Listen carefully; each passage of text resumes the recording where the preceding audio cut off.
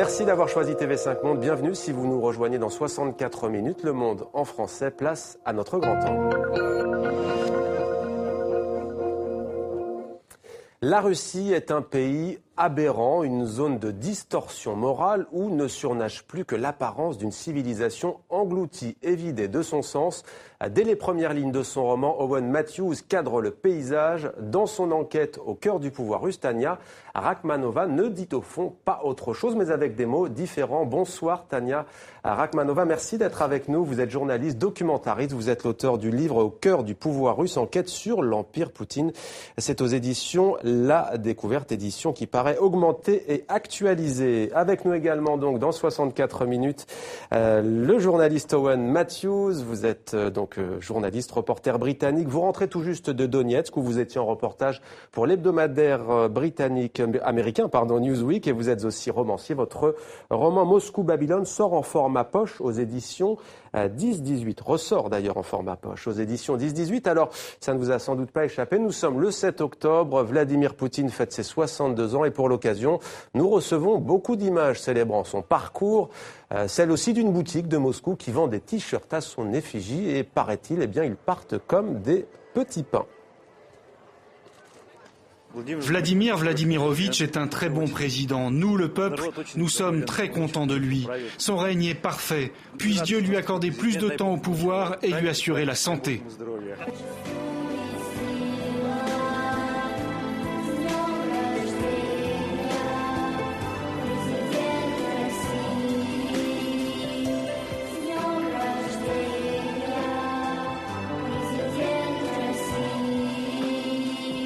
Tania Rakhmanova, une réaction peut-être? Ce sont des images que les Russes ont sûrement vues à la télévision d'État?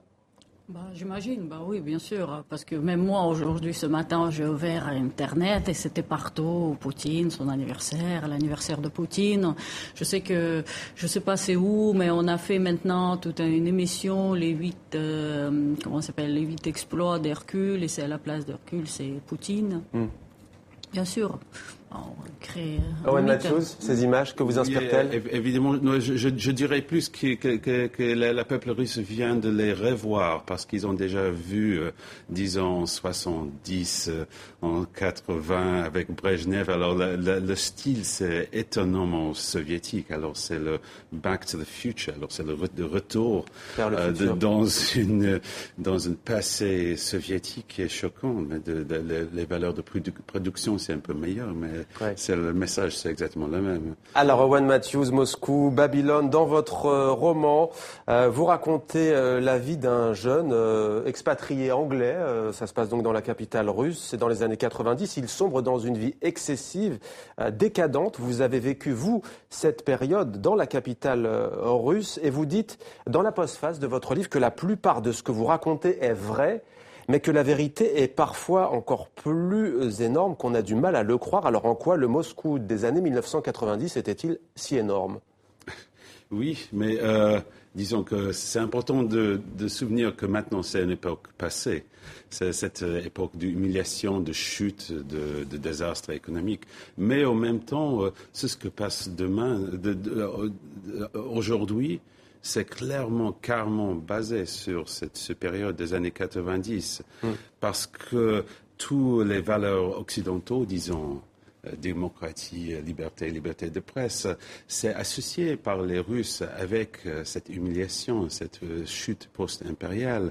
Et c'est à cause de ça qu'il y a telle réaction contre l'Ouest, parce qu'ils ont vécu 20 ans d'humiliation. Maintenant, Vladimir Poutine leur a redonné cette fierté. Ouais. Et cette période de cauchemar où j'ai vécu à Moscou à l'époque, c'était resté comme un cauchemar pour beaucoup de Russes. Pour beaucoup des Russes. Ouais. Alors votre héros s'appelle Roman Lambert, c'est un jeune publicitaire et tout ce qui traverse le roman, c'est la privatisation totalement biaisée qu'organise Boris Yeltsin, l'ancien président, et son clan. J'aimerais lire un extrait de votre livre. Vous savez à quoi se résume le message, l'idée que le gouvernement veut fourrer dans le crâne de ses citoyens. C'est simple, si les Russes sont pauvres aujourd'hui, c'est de leur faute. Ben ouais les gars, c'est pas l'État qui vous a niqué, c'est vous-même, pauvres cons que vous êtes. Du temps de l'Union soviétique, chaque citoyen avait le droit d'être un loser. L'échec n'était pas mal vu, puisque tout le monde échouait. C'est ça qui me plaît ici. Les nuls, les monstres, les ratés ont le droit d'avoir une vie. Vous pouvez être chômeur et alcoolique, tout en proclamant fièrement « j'en veux à l'histoire, j'en veux au patron ». Ils m'ont tous fichu par terre. Tania Rakhmakova, en quoi cette période des années 1990 prépare-t-elle, selon vous, l'arrivée au pouvoir d'un certain Vladimir Poutine ? Là, je suis complètement d'accord avec Owen que c'était une humiliation, c'était l'effondrement. D'ailleurs, maintenant, je le sais, à force de voyager un peu en dehors de Moscou, c'est que c'était surtout Moscou et des grandes villes où c'est dans les années 90, il y avait l'effondrement parce que, par exemple, en Sibérie, ils ont tenu. C'était que l'Union soviétique a continué pour plus longtemps. Ouais. Je voulais juste en une seconde revenir sur ce que se passe maintenant avec cette glorification ou sanctification en quelque sorte de Vladimir Poutine. Moi, je me rappelle très bien, je me souviens des années Brejnev, on ne connaissait même pas sa date de naissance. Jamais on a fêté son anniversaire. Jamais. Par contre, on a fêté l'anniversaire de Vladimir Lénine, ça c'est clair. Un peu dans ce style, mais jamais de Brejnev. Et donc, je pense qu'il est en train de construire un culte de la personne. Un culte de la personne, peut-être dans le style de Staline. Là, pour une fois, je sais pas, je connais pas. Mais tout de même, on entend ce que vous dites, mais qu'est-ce qui a permis à cet homme, Owen Matthews parlait d'humiliation, en quoi, à cette époque, il a incarné l'homme providentiel ? Parce que, si vous voulez, les années 90, c'était des années de désordre, de la fin de toutes les structures auxquelles on s'est habitué. Il y avait, et donc, lui, il est arrivé en incarnant une idée d'ordre.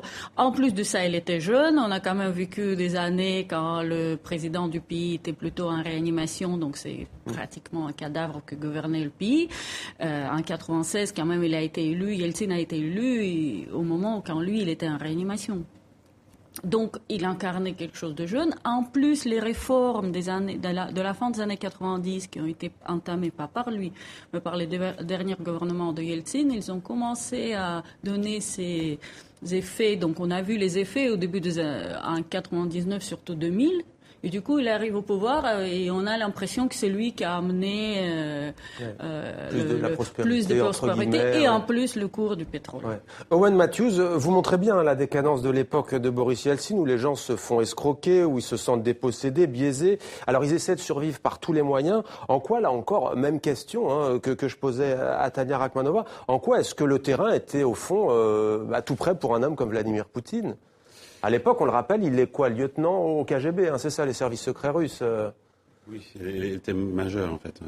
Mais oui, clairement, les Russes aiment avoir une énorme dynamique en charge. Alors, vous avez cité, c'est cette question de patron, de grand patron qui va régler tous les problèmes. Et clairement, maintenant, la propagande de Kremlin essaie d'associer directement cette idée de liberté, démocratie, etc., avec le chaos. Alors, nous ne voulons pas ça. Surtout les émissions de nouvelles. À Moscou, il y a forcément une partie sur l'Ukraine. Bien sûr, l'Ukraine, la démocratie en Ukraine, c'est assez chaotique. Mais quand même, le message, c'est la démocratie égale au chaos. Et le chaos, c'est le chaos des années 90. Et le problème pour Russie, c'est que cette nostalgie, cette cherche pour un grand patron à regagner après la période de Dmitri Medvedev. Parce que nous avons eu 4 ans de plus ou moins liberté, au libéralisme, où, disons, il y avait un mouvement vers quelque chose qu'on peut appeler la démocratie sous Dmitri Medvedev. Et après le retour de Vladimir Poutine, alors c'est la victoire de cette cette nostalgie pour grand patron, pour ce homme très macho en charge, qui est évidemment un désastre pour Russie, à mon avis. Tania Rachmanova, dans les médias occidentaux, disons-le, Vladimir Poutine est souvent présenté comme un homme qui voudrait rebâtir l'Empire russe, etc. Quand on lit vos deux livres, il y a quand même un sacré bémol. Vous dites qu'au fond, ce n'est pas forcément cela. Vous vous intéressez plus à des questions qui viennent d'être évoquées, comme la liberté de la presse, comme le muselage aussi de toute voix dissidente. Oui, je suis d'accord. Je ne suis pas sûr entre ce qu'il veut et ce qu'il peut, il y a quand même une grande distance, parce que rebâtir l'empire russe ou soviétique, il faut demander encore à Nazarbayev, le président du Kazakhstan, s'il le veut. Ça, je suis pas sûr qu'il l'accepterait. Ce qu'il veut surtout, j'imagine, c'est rester au pouvoir. Ça lui plaît énormément d'être aussi populaire. Je ne suis pas sûre qu'il est vraiment si populaire que les chiffres montrent, parce que ça, il faut quand même, ça c'est une longue discussion, mais qu'est-ce que c'est un sondage? Si on vous appelle au téléphone en Russie, quand même, avec le passé soviétique, on vous demande est-ce que vous soutenez la politique de Poutine, je peux vous dire que la plupart des gens vont dire oui, sans vraiment le penser. Et en même temps, l'opposition n'existe pratiquement pas non plus. L'opposition n'existe pas, elle n'est pas très organisée, parce que là, par contre, Poutine fait tout pour ne pas laisser cette opposition de s'organiser, parce que s'il n'y a pas de médias indépendants, comment vous voulez qu'il s'organise? Après, bien sûr, il y a la question de la Crimée qui divise maintenant pas mal. Qui a été annexé, territoire donc annexé. Owen Matthews, selon les Occidentaux, disait donc le principal moteur de Vladimir Poutine, ce serait l'impérialisme russe, l'obsession de reconstruire un empire russe, un passé glorieux. Vous qui rentrez de Donetsk, est-ce que c'est le sentiment que vous avez? Alors, disons ça, oui, il y a cette idée de recréer le grandeur russe. C'est pas forcément la même chose que recréer l'Empire russe. Alors, les soucis des Estoniens, des Polonais, etc., je comprends bien, parce qu'avec l'histoire, alors il peut avoir peur. Mais franchement, je ne crois pas qu'il y ait le grand projet de Vladimir Poutine de reprendre tout que c'est perdu. Mais clairement, ce que m'étonne, sûrement à Donetsk, c'est c'est maintenant les idiots qui sont venus au pouvoir. Et je dis pas comme insulte, je dis pas comme définition, parce que c'est les perdeurs absolument de l'union du monde post-soviétique qui comprend pas du tout comment marche l'économie moderne, le monde moderne. Et maintenant, ils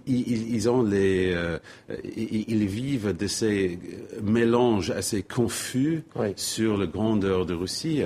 Et je parle maintenant de ceux qui sont au pouvoir au Donetsk soi-même. Merci Owen Matthews. Merci à vous également, Tania Rachmanova. Je rappelle les titres de vos livres: Moscou, Babylone, au cœur du pouvoir russe, enquête sur l'Empire Poutine. 2 livres à lire absolument pour comprendre l'émergence donc du pouvoir de Vladimir Poutine et la Russie d'aujourd'hui.